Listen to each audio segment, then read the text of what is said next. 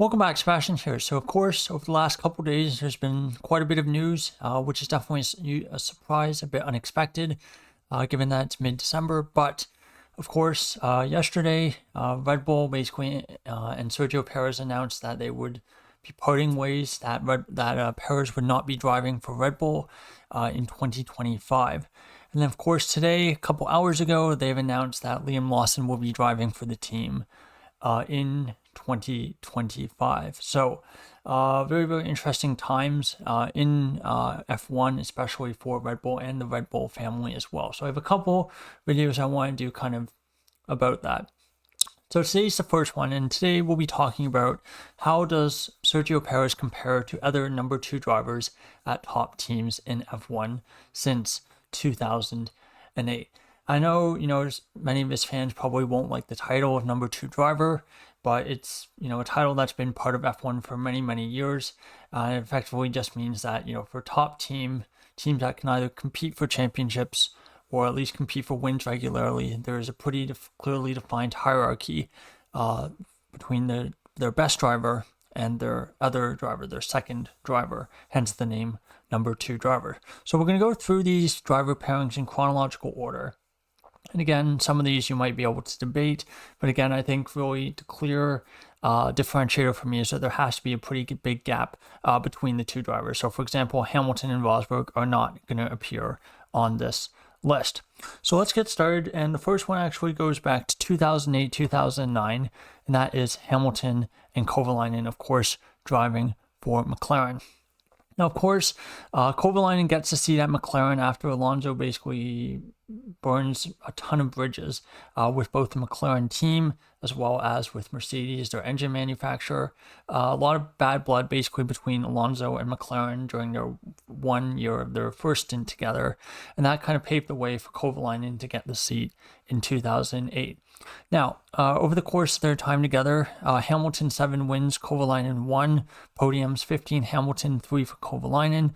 Points under today's point system, so the 25-point system, not the old point system that was in place back then, 367 for Hamilton versus 196 for Kovalainen. So Hamilton almost doubling Kovalainen's points. And poles, 11 for Hamilton, whereas only 1 for Kovalainen. When you look at expected points, so this is my expected points model, and this is for both years together. So for Hamilton, he scored 115% of the points that he was expecting to get based on the strength of the car and based on his starting position. Whereas for Kovalainen, he only scored 88%. And remember, for this model, 100% is basically average or what is to be expected. For my race model, the delta between Hamilton and Kovalainen is 1.513, of course, in Hamilton's favor. And of the 6 pairings that we'll be talking about today, this was the 4th biggest delta between teammates in the races. When you look at median qualifying delta, 0.272, of course, in Hamilton's favor, and that is the 3rd biggest qualifying gap between teammates. Now, of course, for Hamilton, Kovalainen, this was quite a long time ago, and I haven't actually watched these seasons, but again, I do have the data for these years. Of course, for McLaren, Hamilton won the Drivers' Championship in 2008, didn't win the Constructors' Championship, however. Kovalainen, unfortunately, costing him just a few too many points against the Ferraris of Massa and Raikkonen. So again, you can argue in a way that Kovalainen kind of cost him a shot at a Constructors' Championship if he had been a bit more competitive. Perhaps McLaren win that 2008 Constructors' title. For 2009, of course, team was much worse off. They had a very, very poor start. There was new regulations. And again, Kovalainen didn't really do that well either that year. And again, he was replaced at the end of the season by Jenson Button, the world champion from that season, coming over from the Braun team. Now, moving over to our second pairing of drivers, Sebastian Vettel and Mark Webber, of course, teammates from 2009 to 2013. During their time as teammates together, Vettel 38 wins, Webber 9, podiums 61 for Vettel, 40 for Webber, points 1,535 for Vettel, and for Webber 1,050. And again, this is all of this is in the 25-point system. So, of course, that first year together, 2009, still used the old point system. That has been converted to the 25-point system just to make things kind of a little bit easier to compare. For pole positions, 44 for Vettel, 13 for Weber.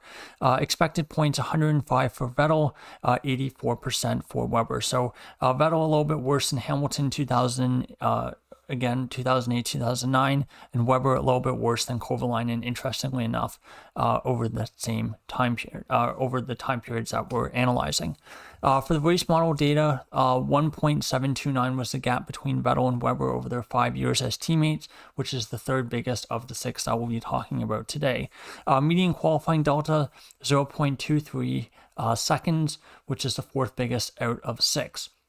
Now, I've watched the 2010 and 2012 seasons on F1 TV, so I can give a little bit of commentary about these years. Basically the first 2 years that they were teammates, 2009, 2010, honestly, the gap between them was pretty small, especially in qualifying. Weber was quite good with the Bridgestone tires.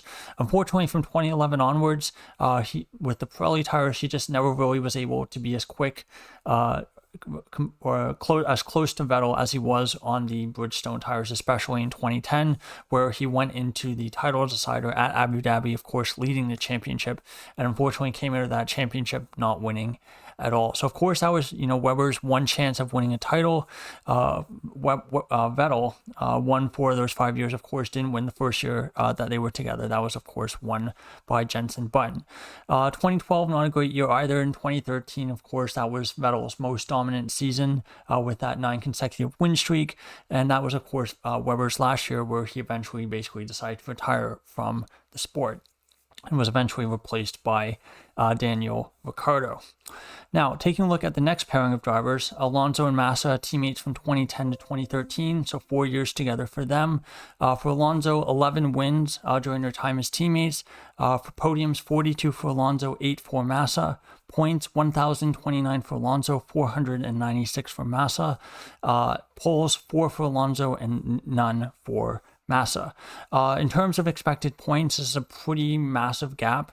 And again, this is probably the teammate pairing that's most similar to Verstappen and Perez. For expected points, 122% for Alonso, only 71 for Massa, which is tied for second last amongst all of the kind of number 2 drivers that we're going to be talking about today. For race model delta, 2.995, which is the second biggest gap of the 6 pairings, and for median qualifying delta, 0.285 in Alonso's favor, which is also the second biggest gap. Now, for Alonso and Massa never really seemed to be back to kind of the level that he was able to drive at 2007, 2008, even 2009 before his accident at the 2009 Hungarian Grand Prix.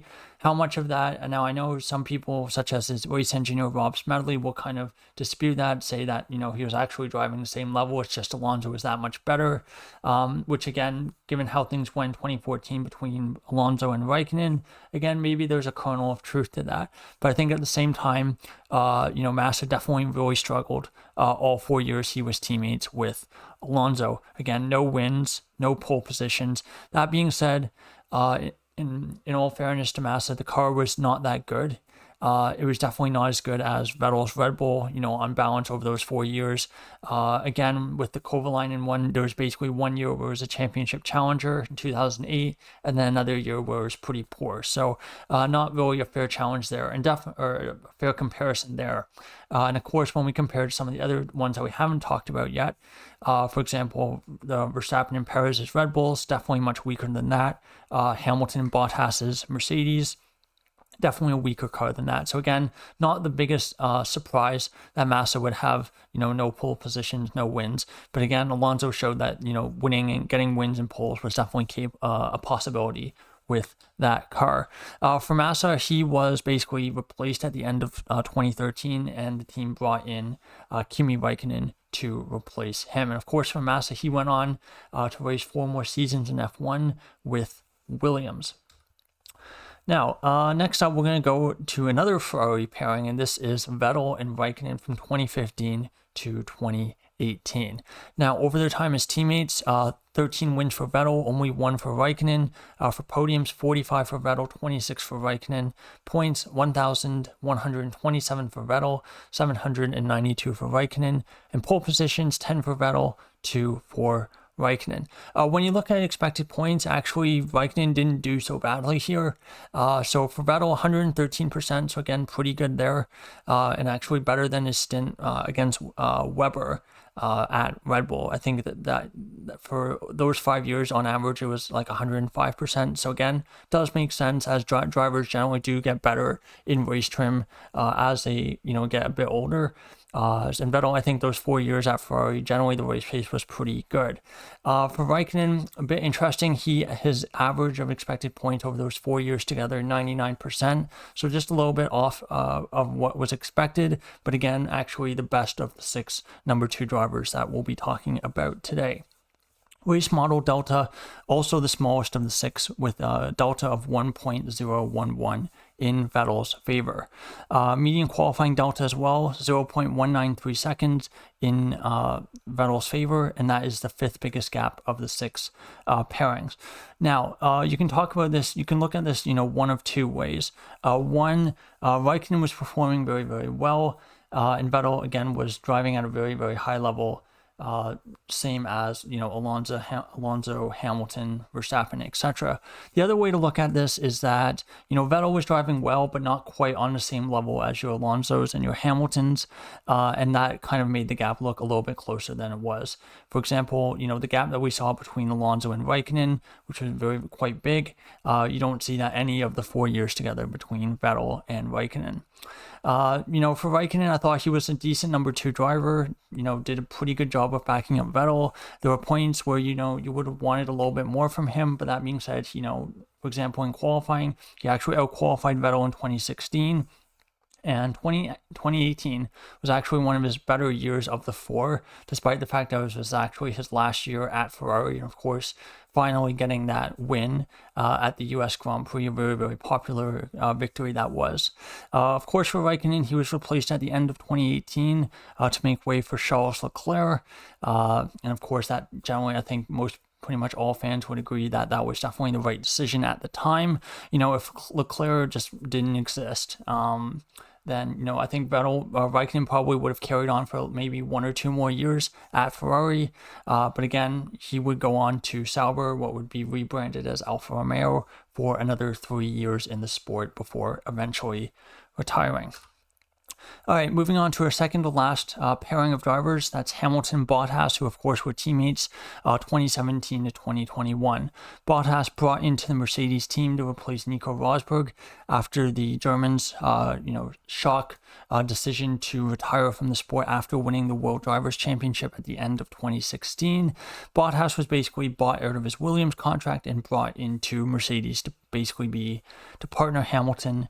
And basically, while there was hope at the beginning, especially that Bottas would be able to challenge Hamilton in the same way that Rosberg definitely posed a massive challenge for Hamilton, over time it kind of became clear that, Bottas was just not quite at that level. Now, during their time as teammates together, 50 wins for Hamilton, 10 for Bottas, 78 podiums for Hamilton, 58 for Bottas, points 1,918.5, thanks Spa 2021 for Hamilton, whereas 1,323 for Bottas. Poles, 42 for Hamilton, 19 for Bottas. Now, eagle-eyed viewers would remember that Bottas has 20 career pole positions, all of them with Mercedes. This does not include that one pole position from the 2020 Sakir Grand Prix, where of course George Russell stood in for Lewis Hamilton at the time. So again, you might think it's a typo. No, it's not. I've intentionally left that race out. Now, in terms of expected points over those 4 years together, for Hamilton, 109%, so again, pretty good. And for Bottas, 87%, which is pretty much in line with Kovalainen, a little bit better than Vettel, or a little bit better than Weber, better than Massa, and a little bit worse than Raikkonen there. In terms of race model delta, 1.346 in Hamilton's favor, and that ranks 5th out of the 6. So that means that the gap between Hamilton and Bottas in races was the second smallest of the 6 that we're going to be talking about since 2008.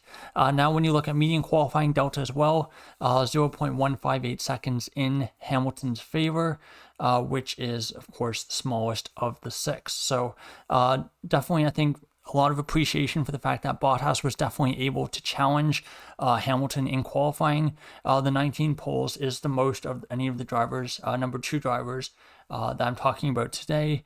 And again, the qualifying delta being the smallest of all the six number two drivers as well kind of highlights that Bottas was a very, very good qualifier, just not really able to convert that in the races. And, in the pace when he was driving in clear air was generally pretty good. It was just that Bottas was never really able to overtake that well.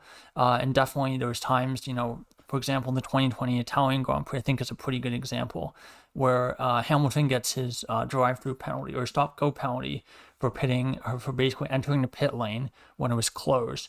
He goes to the back of the field and he basically passes like a ton of cars in a very, very short amount of laps, something that, Bottas, whenever he was sent to the back, be it a red penalty or just, a mistake or contact or whatever, he would always struggle to get back to the field in the same way that Hamilton could. And of course, very, very successful partnership with five winning the Constructors' Championship every single year they were together, as well as four driver, kind of helping Hamilton to four drivers' championships, in a way as well. Of course, for Bottas, he was let go at the end of 2021 so that George Russell could be promoted from Williams. Similar situation to Raikkonen at Ferrari. He basically was let go, not necessarily because he was performing badly, but because, Mercedes had their young star driver that they really wanted to promote. Now, of course, main subject of today's video, Verstappen and Perez, 4 years together, that's now been confirmed. 2024 has basically been confirmed as the final year for these two drivers together. Now, looking at the head-to-head stats, for a lot of these conventional stats as well, not even looking at some of the ones I, calculate myself, the gaps, especially comparing to the other pairings where it's very, very dominant drivers, the gaps are definitely bigger. So, for example, for wins, 53 for Verstappen, 5 for Perez, podium 70 for Verstappen, 29 for Perez, point 1,861.5 for Verstappen, 932 for Perez. So again, almost double Perez's tally, despite the fact that the more dominant the team is, the harder it actually becomes to do things like double your teammates' points tally. When you look at poles, 36 for Verstappen, only 3 for Perez. Looking at expected points, 116% for Verstappen over those 4 years, and for Perez, only 71%. So again, the same level as Massa. Race model delta 3.444, which again ranks first out of the 6 pairings, so the biggest gap of the 6. And again, same in qualifying, median qualifying delta of 0.436. Which again ranks first. And again, that qualifying delta is about 1/10 and a half, 1.8 tenths bigger than the second biggest one, which is Alonso and Massa. So it shows just how much of a gulf there was in qualifying between Verstappen and Perez. Now, I think just, looking at, before I just do a summary, of course, so for Perez, over the course of his 4 years, I think obviously the highlights for him are going to be things like winning the Monaco Grand Prix, some of his big wins, but as well also for, his great defense of Lewis Hamilton at the 2021 Turkish Grand Prix, at the 2021 Abu Dhabi Grand Prix, and those are definitely going to be things that, he'll be remembered for in a very positive way. Unfortunately, he's also going to be remembered for all of the, Q1 exits, some of the very unnecessary crashes, and just lack of performance, lack of pace as well. Especially the last 2 years. And again, he's being replaced, not because, Red Bull has basically a superstar driver they want to promote in the way that, Mercedes had Russell, Ferrari had Leclerc, but simply because Perez has done such a poor job that he basically cost them any hope of winning the Constructors' Championship this year. One way to think about this is I think, the gap between Norris and Verstappen at the end in the Drivers' Championship was about 60 points or so. So that means that for Red Bull to win the Constructors' Championship, Perez had to be within that number of points, so about 60 of Piastri. So again, that means, there's a pretty big buffer there because Verstappen built such a big buffer over Norris. There's a pretty big buffer beneath Piastri's points total that Perez just basically had to get to. And they would have won the Constructors' Championship. But unfortunately, not able to do that, not even able to get second in the Constructors, falling all the way to third. And I think that the loss of prize money associated with it was a big part of the reason why they decided to replace him. Of course, Liam Lawson's going to be getting the seat. We'll see how that goes. I'm going to be talking about that decision a little bit more in more detail tomorrow. And again, looking at these 6 number 2 driver pairings, I think unfortunately, objectively speaking, looking at all these stats, Perez probably was the worst of the bunch. Massa's pretty competitive there, with generally being the worst performing. But of course, the big caveat is that Massa's Ferraris were much worse than the Red Bulls that Perez got to drive on average. So that's the one big difference. When you look at comparing Perez to the other drivers of teams that had, very dominant cars, Weber and Bottas, even by that metric, again, generally fall short in expected points. And again, if you converted, the wins, podium, points, poles to a ratio, instead of just doing the raw numbers, again, I think I'm pretty confident Perez would show up in last amongst all of those key statistics.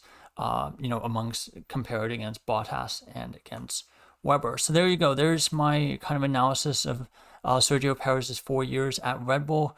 I can go into a much more in-depth analysis of, where things went wrong, but I thought this was, an interesting, angle to take, an interesting way to look at it, comparing him to other number 2 drivers at top teams since 2008. I do think, unquestionably, with all of this data as well, supporting it was the right decision to draw Perez. I think he was just performing too badly, too poorly to really risk bringing back for another year for 2025, where we don't really know what the situation is going to be in the Drivers' Championship and the Constructors' Championship. And again, there's a very real possibility that if the Constructors' Championship would be very, very tight, that Perez would again potentially cost them another place in the, potentially cost them another Constructors' Championship next year. So there you go. Thank you so much for watching. That's my analysis of kind of, how Perez compares to other number 2 drivers since 2008. So thank you so much for watching, and goodbye.